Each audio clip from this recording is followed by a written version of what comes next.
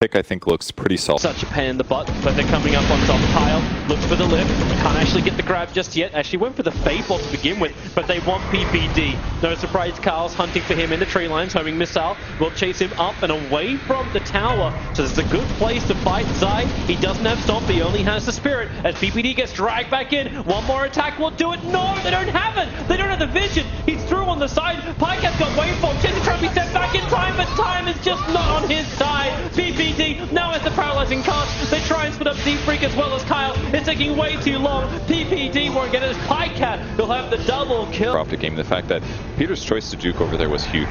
Bought himself a lot of time. They're going to go for Chessie. PPD can go with the paralyzing cast. He's bringing out the creep wave of all, but with the homing missile as well as the Hadouken creep. They've got the clapper and it will get his hit off. Station under the cover of Invis goes his way. And 3-3 is going all caustic finale. He's maxed out here. Any tap on moves going to turn into 110 magic, so... TP's on the way. It's Kyle inside the trees. He can get the instant grab onto 33. Move just needs the hoof stomp to land. He's able to do so with the fade ball. And much damage have they got with the Stampede. They will find the... Chessie does have that level 6 you're talking about. 33. And Burrow strikes through both the Wild Wings. Now we're just trying to farm up a little bit. Homing missile moves forward, moves in the neighborhood. He doesn't have the blink. He's only got the Hood of Defiance, but then again, he's got a Hood of Defiance. He's very difficult to kill. PPD, no. The double maledict to Burrow strike him. No epicenter for the call down. Does very little in the paralyzing cast. It bounces forward towards Move. He's still got the maledict on him. He will bounce out, tick out from this. PPD finds the kill. Problems for Z-Freak's army. And with Zai sitting behind the tier 1 tower, Spirit Stomp is a real problem for Limp. Just really hard for them to actually push against towers right now. They want to dive with the creeps, but if they get Woodchucker cast, they're stunned for 5 seconds each. And speaking of that, there goes Kyle. Pycat will have stopped the Centaur. I haven't seen like a Centaur blend this much since the Warcraft 3 nighttime napping. Limp. Okay, not where you want to be. He wants to try and have a crack down towards Pycat. Hoof Stomp's going to miss. So does the Burrow Strike from 33. And I say the Hoof Stomp from Pycat. Moving around the map to try to get these initiations, but the opportunities just aren't there. So they're forced to do these approaches. Kyle gets caught on the previous one. In fact, like they're... And the aggressive vision. It was too obvious that wall was going to be placed, so OPTIC get rid of it. The blink, still waiting for the right time. X sits him on cooldown for 83 seconds. The Burrow Strike onto Kyle. He actually stalled himself. He needs to get out this one. Hand of God plus the Stampede. Complexity, close the distance. They look for PPD in the tree line. The Death Ward does some really good work, but they need a little bit more. Finally, PPD will fall, but in they go. Oh, the stun! Z-Freak locks him down. Pycat came in, but here's 33 with the epicenter damage. Complexity don't want to find it. ET buys back. That Spirit Stomp needs to be perfect. Chessie turns around because he's being sent back home. Keeps the attention of OPTIC just long enough for Z-Freak to complete it. They're on the other way. Yep. And Pycat's still becoming a beast. Like, he's got the Ghost Scepter up and running. He's walking around with, like, looking for the Eagle Song pickup. Vision on the hill does not belong to anybody. Kyle belongs to OPTIC Gaming. The optimistic E-Blade in a moment. And once that comes up, things get even scarier.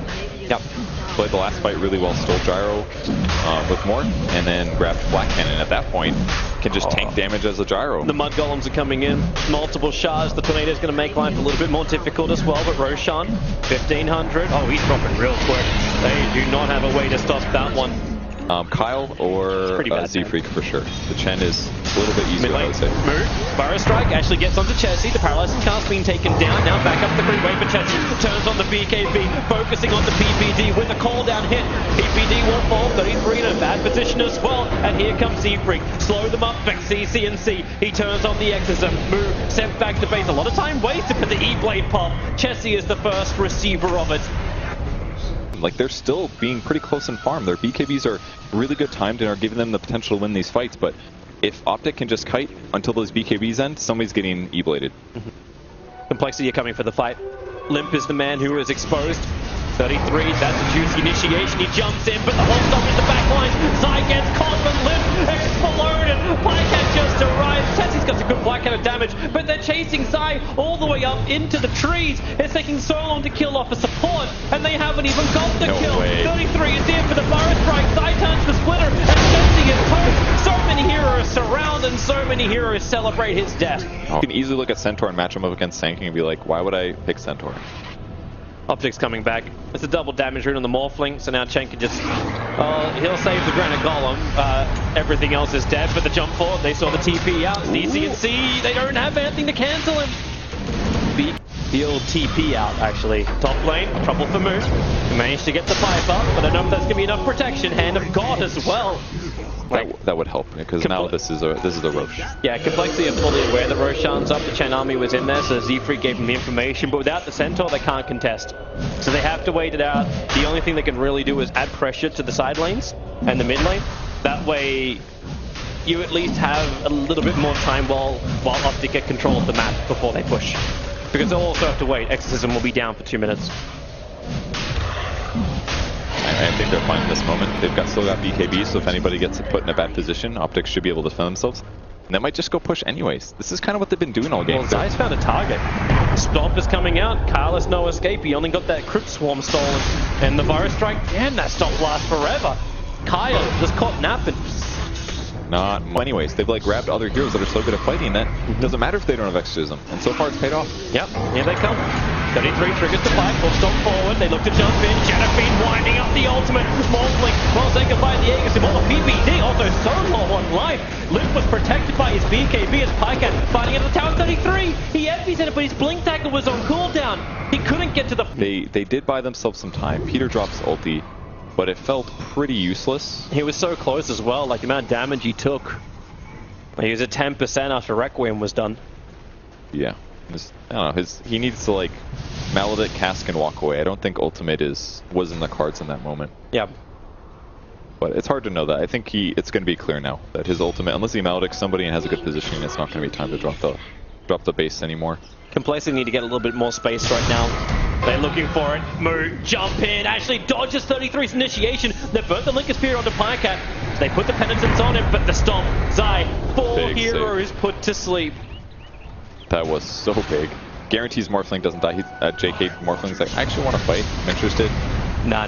It's got 4,000 HP though, so that means no shotgun at the moment. Will be a bit until he's ready for that one. CC's still not fully healed either. Queuing up a Blink Dagger to make team fighting a little bit better for him. I do like how he bought the casual Vitality Booster and then it's shifting into other items. It's very cool. Because he's certainly got the survivability items he needs, but just a little bit more raw HP and he sits in a safer place. Pretty cool.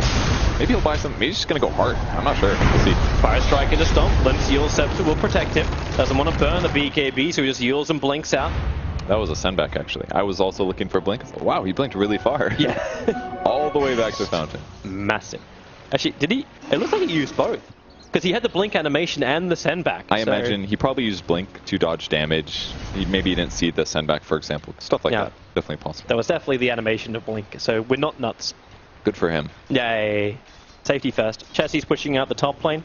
This seems to be the name of the game right now. Like, Morphling just gets huge. Continues to get huge. He's got enough money almost to buy the Skadi. That's going to be a good place to be as well. Just because he's still a little vulnerable to chain initiation, and some of the disables are heavy. Skadi just across the board, more survivability. The line's drawn to move east, Complexity Smoke Gank. Okay, they've got Burst Strike. This is a pretty good time. So Kyle's initiation, he's got like 4 seconds to disable here, but he's coming up the cliff against enemy heroes.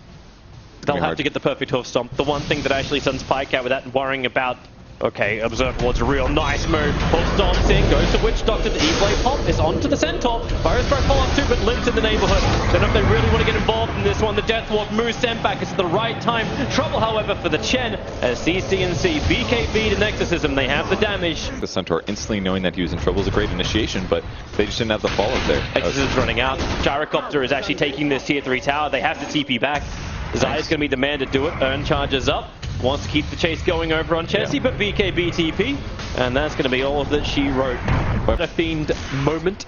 Yule Scepter to dodge out.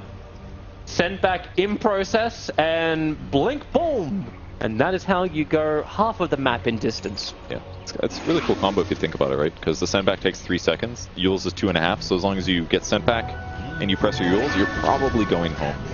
CC changing up his build a little. Fire Strike, they're going off the move. They just got the double damage through on the Pycat. So much damage for Chessie. He turns on the cooldown. He needs more help, Pycat. He is such a beast when he then switches into being the Gyrocopter with the flat cannon. Damage. It's so much the Complexity has to disengage. But this is where Stampede is good. They all get out safely. The trap was sprung, but no one got snapped. Kind of surprised that he switched to Gyro there. I feel like he should have just stayed, because once he swapped, I'm not sure if he still had Skadi or not, but felt like everybody just walked away from him, and he didn't do that much damage. Maybe he'd been playing Gyro too much, so he's like, I actually want to play Gyro every game. I don't care who I'm playing right now. These guys are running for their lives.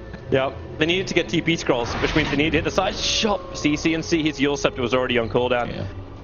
Well, he changes his build a little bit, going Solar Crest, standard transition, and then he's going to instead go for Octarine instead of the... Pycat? No, I'm talking about CC. I'm thinking Pycat the solo kill on Z-Freak. Oh, I'm sorry. He was chasing him as he de-warded. But now you'll have... okay, wait, no! He dodges with the wavefall! Keep the run going! Oh, okay, 33, he's there for the Burrow Strike. Pretty cool. One way to dodge a spell and tunnel into the ground. Yeah, but now Rubik is dead again. Exorcism is off cooldown. And that push on top lane this time is nowhere near as threatening. They don't have the creep wave in mid, but they've got it on bottom with the double catapult, so complexity. They're TPing back the reinforcements, fortifications buying time, move with a double hoof stop to actually force up CC in very deep, and they've got a strike. 33 hits the money with the wavefall forward left, winding up the ultimate. He's trying to repair the damage, but both Pycat and well as CC were protected by their BKBs. So the bottom lane of Rax, OPTIC have cracked it. They finally won a team fight with Exorcism still going. And it really just took BKBs at the right time there. Cole was forced to react. Exorcism is running out now. They've lost their push. Might take one more tower before they get out. There's 2 dead heroes though. They can maybe continue this. See how greedy OPTIC want to try to be. Move. He's in there. Lift with the razors. He's got 36 souls ready to go. Has to Yule Scepter to dodge the E-Blade attack. Kyle right in the middle. He can't really do much apart from die and grab. But this now, with more heroes and including the Shadow Fiend with no buyback available, Moo just has to four-man stomp to slow things down, but he'll be sacrificing his life. And perhaps with it, the game buyback is available, but you just don't have the damage. And that is all that Centaur can do. Jump in, stun, double edge. They're actually going to try and finish it now. It's 3 dead heroes. There's no buyback on Shadow Fiend. They can bring Centaur back, but we saw his contribution. How's he going to combo with the Chen? Without call down as well. They don't have that big AoE. Fly cannons up. He's got BKB, but he's trying to hold it out. And Morsling's trying to get him to bait it. It's just missile spam.